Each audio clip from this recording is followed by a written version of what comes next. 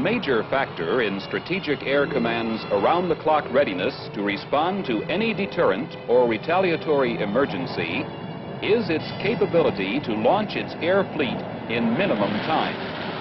The minimum interval takeoff, MITO procedure, is designed to permit a SAC unit's alert force to become airborne and on their way to assigned targets within 15 seconds of each other.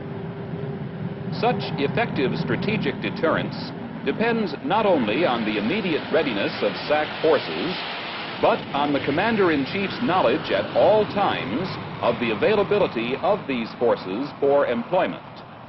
The SAC Automated Command and Control System, SACS, provides instant information on the operational status of Strategic Air Command's aircraft and missiles.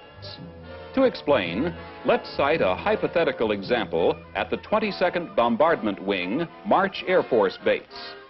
Suppose during the pre-flight of one of the B-52s just seen taking off, a hydraulic leak was discovered in a wheel strut.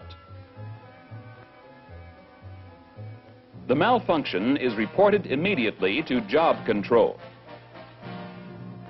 Within a few moments, a work order is issued for a specialist to be dispatched to repair the leak.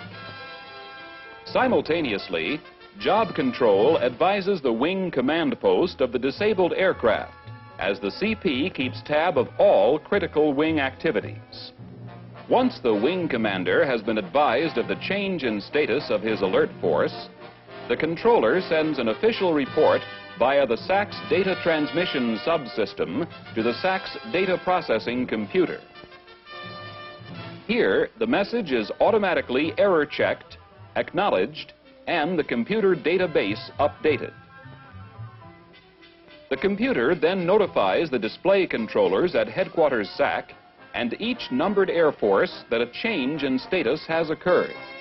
He then uses the data display subsystem to show the up-to-the-minute worldwide status of the SAC alert force to the battle staff. This real-time information, available immediately to all Headquarters SAC and numbered Air Force battle staffs, permits the Strategic Air Command to know at all times its ability to provide a measured response to any world threat.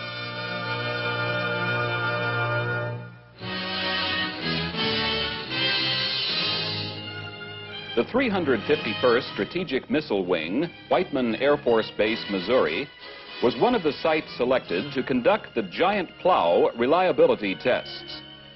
Objectives were to determine the capability of Minuteman launcher closures to function after being closed for extended periods in all kinds of weather. At the test site, preparations included building a barrier of sand and dirt to prevent the door from running off its tracks when opened. A velocity meter was installed to record the data needed to determine the speed and distance traveled by the door. Giant PLOW Test Director was Lieutenant Colonel Charles S. Coey. Prior to blastoff, Colonel Coey made sure that men and equipment were ready. EOD personnel were on hand to see that safety procedures were followed, both before and after the test. Everything set, Colonel Coey uses a bullhorn to relay the countdown to men outside the pad area. Inside the area, Master Sergeant Sherwood, the test director's assistant, called the countdown. On signal, the door was opened and impacted against the heavy barrier. Several angles of the action, plus one in slow motion, show more clearly how the door reacted during the test.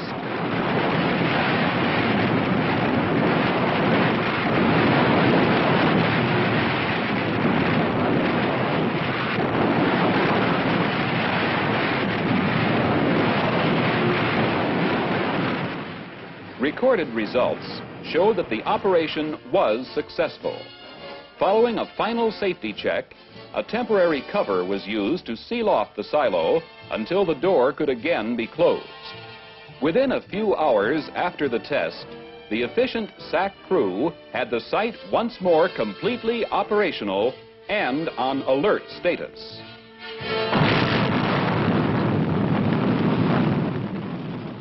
With Minuteman sights on alert status, the missiles can be launched any time of the day or night. A twilight phenomenon launch occurs just before sunrise or just before sunset. In this test, the first stage separated from the three-stage solid rocket and tumbled through the atmosphere as the second stage pushed the payload higher into space. The twilight phenomenon developed as the missile entered the upper atmosphere at approximately 200,000 feet. The gas particles and the ice crystals, which formed in the super cold environment, reflected the high-altitude sunlight. Responsibility for this operation was shared jointly by SAC and the Logistics Command. The objective of this twilight phenomenon launch, known as Project Glass Pole, was to test the performance of missile components previously exposed to extremely low and extremely high temperatures.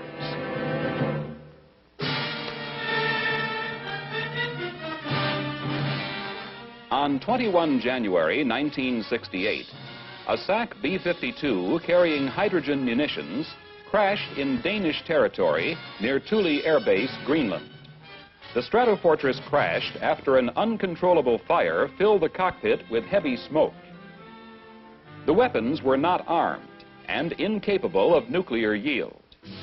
A SAC disaster control team from Offutt Air Force Base, under the command of Major General Richard O. Hunziker, began around-the-clock recovery operations of the contaminated materials.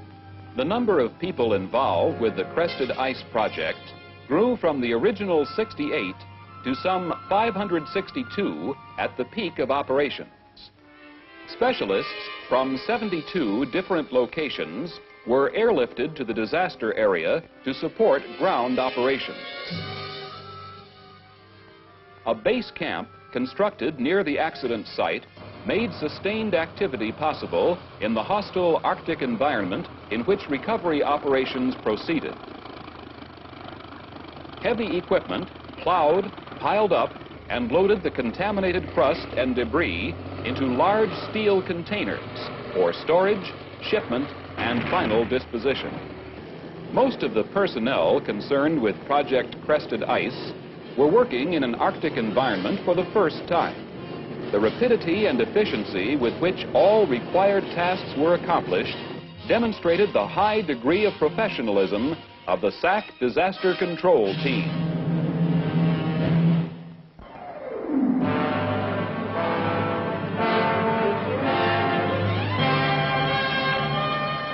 Bunker Hill Air Force Base, Indiana, on 12 May 1968, became Grissom Air Force Base.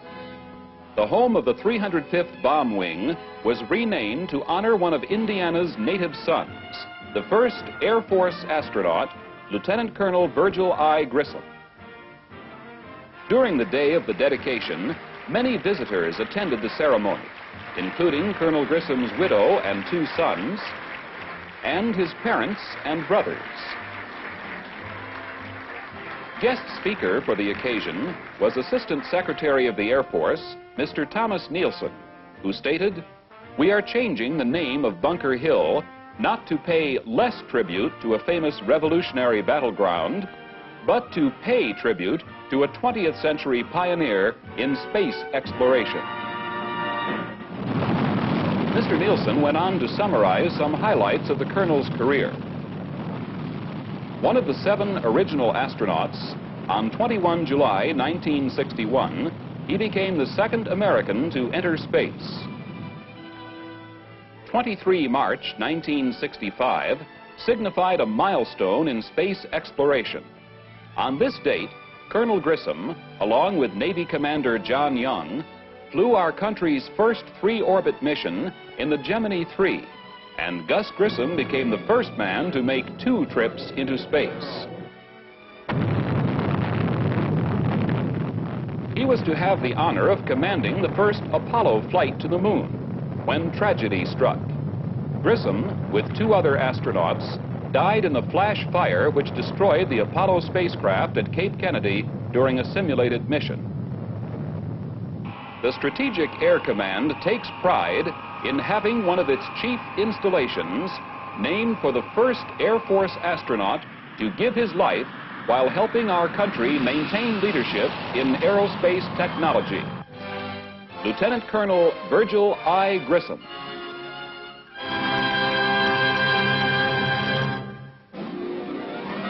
The Mckay Trophy, established in 1911 by the late Clarence H. Mckay, honors the most meritorious flight during the preceding calendar year. Presented at the Pentagon by the Air Force Chief of Staff, the award for 1967 goes to a SAC KC-135 crew. Major John W. Castile, Aircraft Commander, Captain Richard L. Trail, Pilot, Captain Dean L. Hoare, Navigator, and the refueling technician, Master Sergeant Nathan C. Campbell. This SAC air crew distinguished themselves when suddenly called upon to air refuel a Navy A-3 tanker. This tanker, in turn, was enabled to refuel Navy F-8 aircraft. In addition to this historic refueling feat, the professional competence of the SAC KC-135 personnel resulted in saving 6 Navy aircraft with their crews. General John P. McConnell, Chief of Staff, personally congratulated the men on their achievement.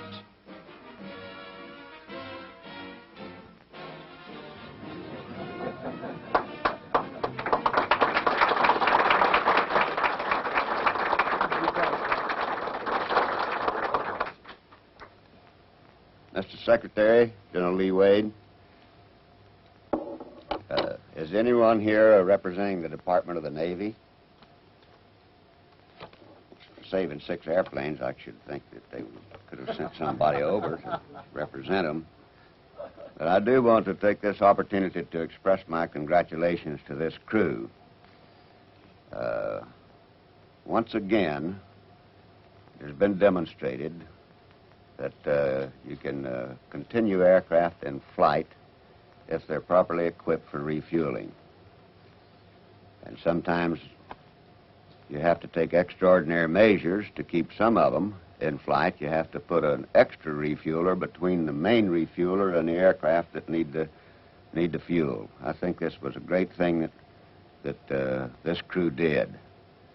And it's a well-deserved honor, and I'm delighted to have the opportunity to present these certificates, and also at this time to present the crew with the Mckay Trophy, which of course is too big for you to carry around, so we keep it here and put your names on it. Thank you very much, and thank all of you for attending.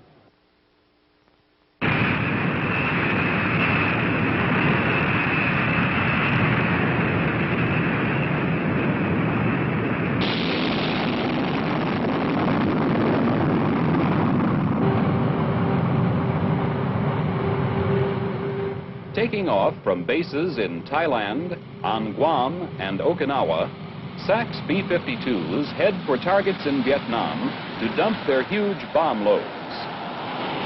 During these strikes, they concentrate on areas indicating the most intense enemy pressure, sorties known as arc light. When bomb release point is reached, each stratofortress drops some 30 tons of explosives on targets more than 30,000 feet below.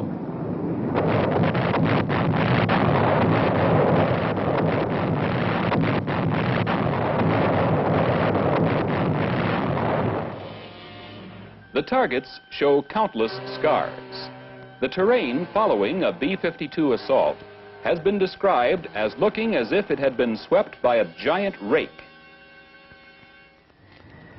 In lending this vital and effective support to Southeast Asia operations, SAC uses its men and equipment to the fullest extent.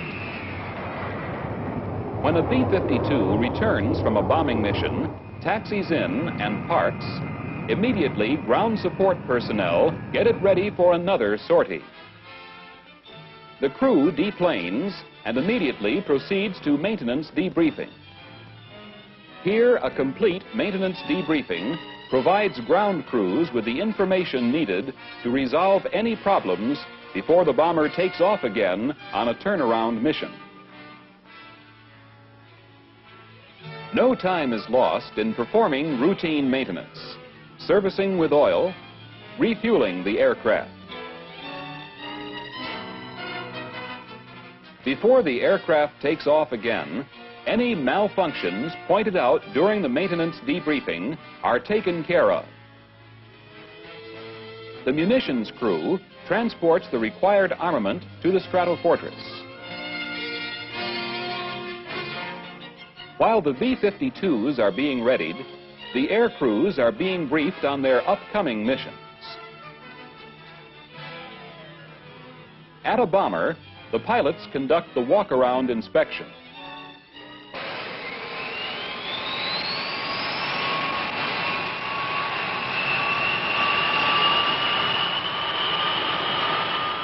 Everything ready, the B-52s taxi out and are soon on their way. Bombing accuracy and flexibility has been greatly improved in Southeast Asia since deployment of SAC's radar ground-directed bombing system. This system is known as Combat Sky Spot and is integrated into the tactical air control system. It is used by both the fighter bomber and SAC B-52s. The use of Combat Sky Spot has reduced the number of pre-planned B-52 strikes.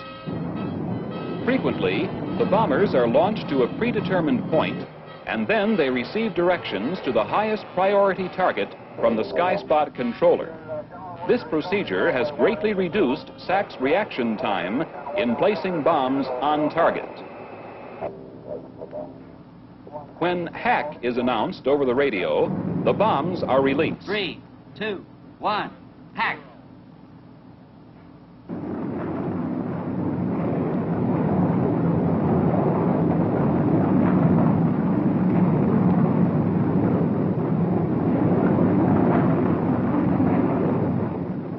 Sky Spot, therefore, is capable of providing immediate reaction by directing bombers day or night to known or suspected areas of enemy concentration. In summary, a combination of Combat Sky Spot and B-52s subjects enemy forces, supply areas, and lines of communication to constant threat, harassment, and destruction. On 29 July 1968, General Bruce K. Holloway became Commander-in-Chief of the Strategic Air Command. General Holloway replaced General Joseph J. Nazaro, whose new assignment is Commander-in-Chief, Pacific Air Forces, Hickam Air Force Base, Hawaii. Some 3,000 people looked on as the SAC Band, Honor Guard, and various Air Force officers participated in the colorful ceremony. General Holloway's personal flag was uncased, symbolizing the change of command. The General's long and distinguished record of Air Force service includes many awards and decorations. Entering the United States Military Academy at West Point in 1933, he graduated in 1937. Proceeding to flying schools at Randolph and Kelly Airfields, Texas, he was awarded pilot wings in 1938. From 1939 to 1941, the General served his first major tour in Hawaii. Following various assignments and promotions to captain, major, and lieutenant colonel, he became a full colonel in 1943 while serving with the Flying Tigers, and later became this outfit's commander. In 1946, he commanded the Army Air Corps' first jet-equipped fighter group, performing pioneer service in the new field of tactical jet air operations. Graduating from the National War College in 1951, his promotions and responsibilities rapidly increased until in 1961, General McKay, past commander of SAC, pinned on General Holloway's third star, and he became STRICOM's deputy commander at MacDill Air Force Base, Florida. After receiving his 4th star while commanding the United States Air Force's Europe, he began his assignment as Air Force Vice Chief of Staff, serving in this capacity until becoming the SAC Commander-in-Chief. While Vice Chief of Staff, General Holloway achieved the distinction of having flown every jet in the Air Force inventory by piloting the new SR-71 on a routine test mission. When the General deplaned, due recognition was accorded him for completing a most successful flight in SAC's newest reconnaissance weapon system. Concerning his appointment, General Holloway has this to say. As the new Commander-in-Chief of SAC, I welcome this opportunity to speak to many of you for the first time and to express my views on subjects which I consider of the greatest importance to all of us. I would like to emphasize that SAC will continue its role as this nation's primary deterrent to nuclear war, that it will continue to support the Allied forces operating against the communist thrust in Southeast Asia, and that it will remain responsive to meet the needs of national policy in the future. SAC's proud tradition in the Air Force has been built on the dedication and the professional acceptance of responsibility by every airman, non-commissioned officer, and officer of the command during its 23-year history. This heritage is now in our hands, yours and mine. And with your continued support, SAC will meet any demands placed on it today and build for the future. This is a hallmark of the command that I have noted, the ability to meet the challenges of today and yet prepare for those of tomorrow. In the future, we must meet our challenges with fewer and less experienced personnel, as well as a smaller portion of the Department of Defense budget. We will be using newer and more sophisticated equipment and be asked to continue demanding alert and training schedules. I know that I can count on each of you to carry out your part of this assignment. I'm especially proud to be a member of SAC, and I want to meet and talk personally with as many of you as I possibly can during the coming months.